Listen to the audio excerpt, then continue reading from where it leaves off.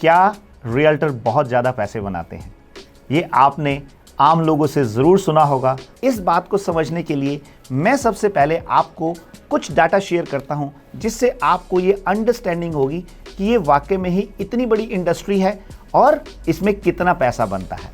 इस नंबर के हिसाब से $4.5 बिलियन का रियल एस्टेट कमीशन जो है वो डिसबर्स होता है।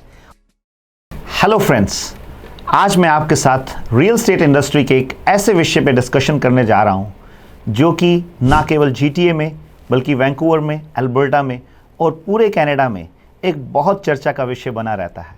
और ये विषय है कि क्या रियल्टर बहुत ज़्यादा पैसे बनाते हैं। ये आपने आम लोगों से ज़रूर सुना होगा, सोशल मीडिया पे भी बहुत सारी आपने डिस्कशंस देखी होंगी और जाने अनजाने कहीं इसमें हमारे बहुत सारे रियल्टर भी शामिल हो जाते हैं जो कि खाली सस्ती लोकप्रियता हासिल करने के लिए या फिर लोगों की सहानुभूति हासिल करने के लिए बिना फैक्ट्स को अंडरस्टैंड किए, बिना बिजनेस को समझे ये स्टेटमेंट गाए बगाए देते रहते हैं। पर इसका एक दूसरा पहलू भी है और वो पहलू है एक रियल्टर की बात को अंडरस्टैंड करना, उसको सुनना, उसको समझना और ये देखना कि क्या ये वाकई में ही सच्चाई है। सो अगर हम बात करते हैं रियल्टर्स की, तो आपने बहुत सारे रियल्टर्स के मुंह से ये बात सुनी होगी कि मार्केट में ओवर कंपटीशन है, इसके अलावा बहुत सारा पैसा खर्च होता है और क्लाइंट्स की अनरीजनेबल डिमांड्स भी होती हैं। एक पंजाबी में बड़ी मशहूर कहावत है हमारे GTA के अंदर, कहते कि इट पुट्टो ता रियल्टर निकलता हैगा, कि हर घर में एक रियल्टर है। पहले तो इसी विषय पे बात करते हैं कि क्या ये सच्चाई है। अगर मैं सिर्फ GTA की बात करूं, जहां की पॉपुलेशन 6 मिलियन के करीब है और जहां पे अप्रॉक्सीमेटली 1.5 मिलियन के करीब हाउस होल्ड हैं, तो GTA में अप्रॉक्सीमेटली 75,000 रियल्टर्स काम करते हैं। सो ये कहावत सच नहीं है, ये सिर्फ कहने के लिए कहा जाता है कि हर घर में एक रियल्टर है या फिर इट पुट्टोता रियल्टर निकलता हैगा। इस बात को पूरा समझने के लिए मैं आपसे रिक्वेस्ट करूंगा कि इस वीडियो के एंड तक बने रहिए और इसके सारे पार्ट्स को ज़रूर देखिए।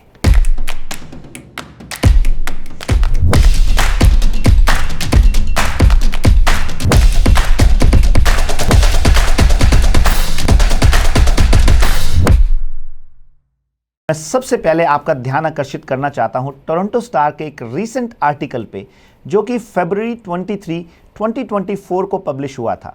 इस आर्टिकल के मुताबिक ओंटारियो में 45,000 रियल्टर इस प्रोफेशन में से बाहर निकल चुका है और उसमें उन्होंने एक शब्द का इस्तेमाल किया है, एक्सोडस। इसका मतलब है बड़ी तादाद में रियल्टर इस इंडस्ट्री से पलायन कर रहे हैं। ये एक बहुत ही चिंता का विषय है। आपने कभी सोचा है कि अगर इस इंडस्ट्री में इतना पैसा बनता है तो फिर इतने सारे रियल्टर इस इंडस्ट्री को छोड़ क्यों रहे हैं या फिर कामयाब क्यों नहीं हो पा रहे हैं। दोस्तों, इस बात को समझने के लिए पहले हम देखते हैं कि पूरे कनाडा में और अलग अलग जगहों पे कितने रियल्टर्स एक्टिव हैं। कैनेडियन रियल एस्टेट एसोसिएशन की वेबसाइट के मुताबिक 1,60,000 के करीब रियल्टर्स पूरे कनाडा में काम करते हैं। ओंटारियो रियल एस्टेट एसोसिएशन के मुताबिक 1 लाख के करीब रियल्टर ओंटारियो में काम करता है और कुल मिला के 69 रियल एस्टेट बोर्ड हैं, जिसमें कि Toronto regional real estate board, जिसको हम ट्रेप भी बोलते हैं, सबसे बड़ा कनाडा का बोर्ड है, जिस पे 73,000 के करीब मेंबर हैं। अगर हम बात करें ग्रेटर वैंकूवर रियल्टर एसोसिएशन की 15,000 और अल्बर्टा रियल एस्टेट एसोसिएशन की 12,500 के करीब रियल्टर वहां पे रजिस्टर्ड हैं। अब इस सारे नंबर्स को देख के आपको लगता होगा कि ये सब रियल्टर तो बहुत सारे पैसे बनाते हैं। क्या ये सच्चाई है? इस बात को समझने के लिए मैं सबसे पहले आपको कुछ डाटा शेयर करता हूं, जिससे आपको ये अंडरस्टैंडिंग होगी कि ये वाकई में ही इतनी बड़ी इंडस्ट्री है और इसमें कितना पैसा बनता है।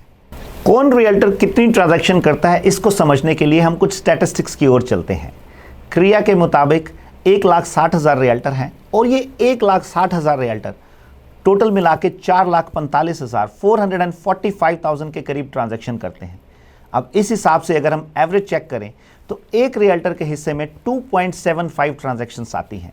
अगर मैं बात करता हूं कनाडा के सबसे बड़े real estate board Toronto regional real estate board की, तो उसके मुताबिक 2023 में 65,000 के करीब ट्रांजैक्शंस हुई थी, जिनको करने वाले 73,000 रियल्टर्स थे।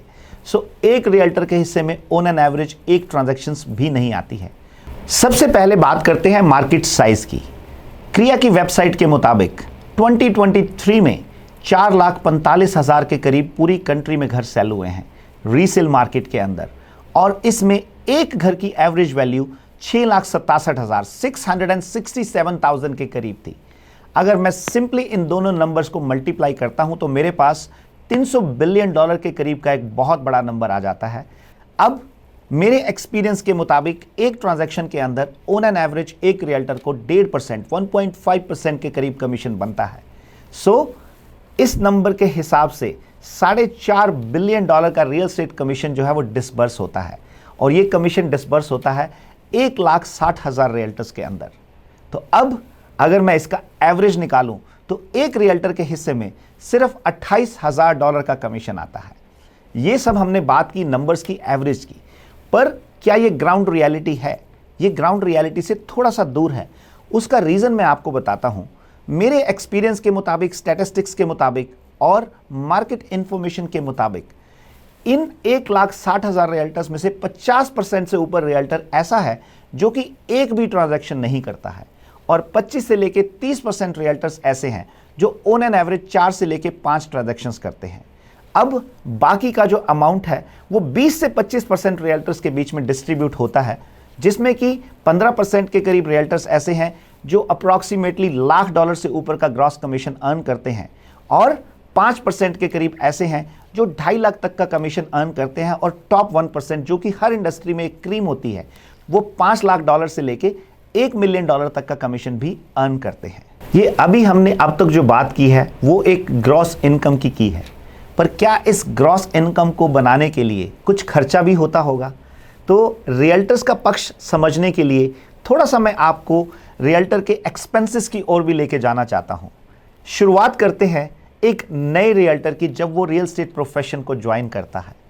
तो रियल एस्टेट प्रोफेशन को करने के लिए हम सबको एक कोर्स करना पड़ता है जिसमें ऑन एन एवरेज 4 से लेके 6 महीने तक लग जाते हैं, और अलग अलग बोर्ड्स के हिसाब से, अलग अलग प्रोविंसेस के हिसाब से इसका अलग अलग एक्सपेंस है। पर ऑन एन एवरेज जो खर्चा हो जाता है वो 5 से लेके $7,000 के बीच में सारे एग्ज़ाम देने का खर्चा है। और इसके बाद जब बोर्ड की मेंबरशिप लेनी होती है, इंश्योरेंस लेनी होती है, या बाकी मेंबरशिप पे करनी होती है, तो उस पर भी $2,000 से $3,000 का खर्चा हो जाता है। So real estate profession join करने से पहले $10,000 के करीब आपकी जेब से लग ही जाता है। अब उसके बाद बात आती है जब आप एक ब्रोकरेज ज्वाइन करते हैं तो आपको अपने साइन बोर्ड्स बनवाने हैं, ओपन हाउस साइंस बनवाने हैं, आपको अपने बिजनेस कार्ड्स बनवाने हैं, आपको अपनी मार्केटिंग करनी है, और बहुत सारी ऐसी चीज़ें तैयार करनी पड़ती हैं जो कि आपके बिजनेस के एसेंशियल टूल्स हैं, जिसके ऊपर ऑन एन एवरेज $2,000 से लेके $5,000 तक का खर्चा हो जाता है। इसके बाद लीड जनरेशन करने के लिए, क्लाइंट्स को अप्रोच करने के लिए, बिजनेस जनरेट करने के लिए बहुत सारी एक्टिविटीज़ करनी पड़ती हैं, चाहे वो सोशल मीडिया की एक्टिविटीज़ हैं, चाहे वो फ्लायर डिस्ट्रीब्यूशन है, चाहे वो किसी भी तरीके से अपने आप को मार्केटिंग करना है।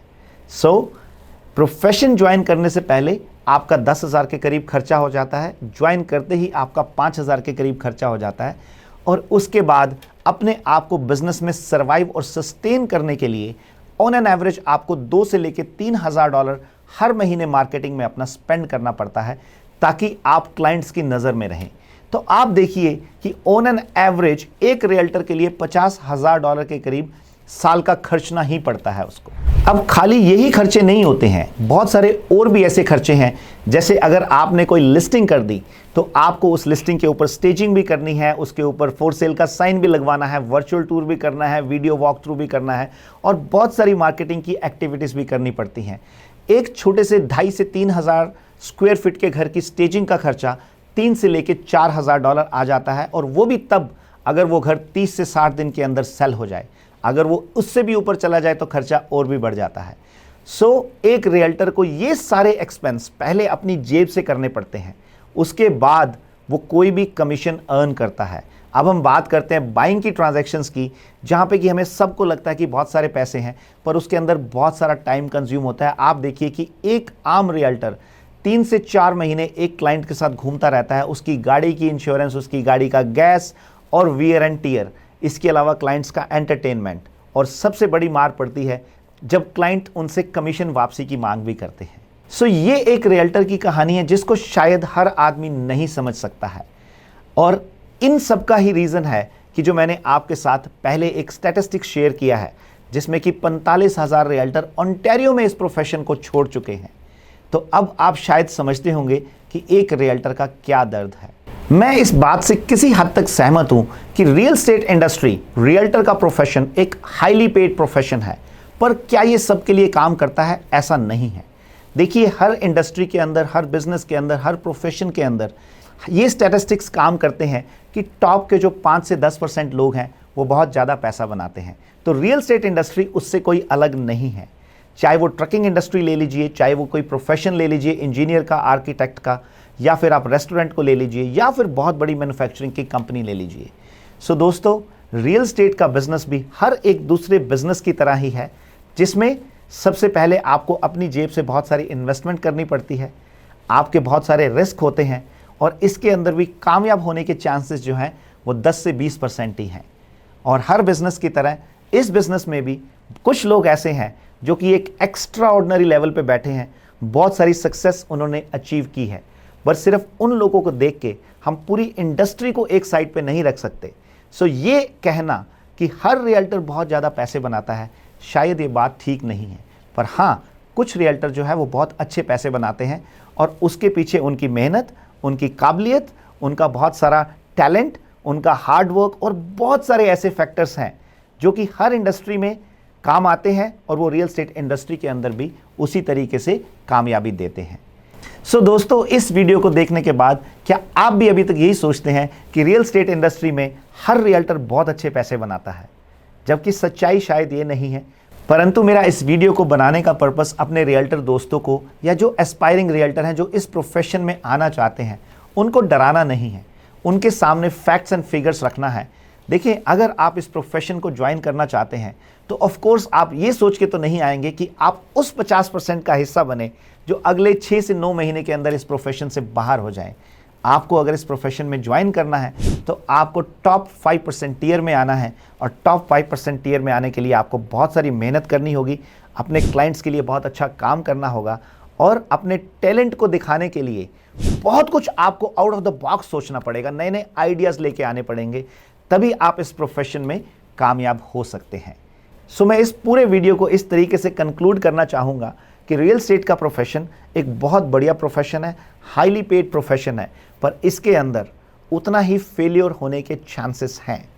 सो आप अगर अपने आप में वो क्षमता रखते हैं, अपने आप में वो हिम्मत रखते हैं, तो इस प्रोफेशन को ज्वाइन कीजिए। पर अगर आपके अंदर इतनी रेजिलियंस नहीं है तो शायद ये प्रोफेशन आपके लिए फिट नहीं बैठेगा। Thank you very much. आप सबका बहुत बहुत धन्यवाद इस वीडियो को देखने के लिए, और इस पे अपने कमेंट्स करना ना भूलिए, और मैं इस तरह की और भी इंफॉर्मेशन रियल एस्टेट इंडस्ट्री के बारे में आप लोगों के साथ टाइम टू टाइम शेयर करता रहूँगा। धन्यवाद। Thank you very much.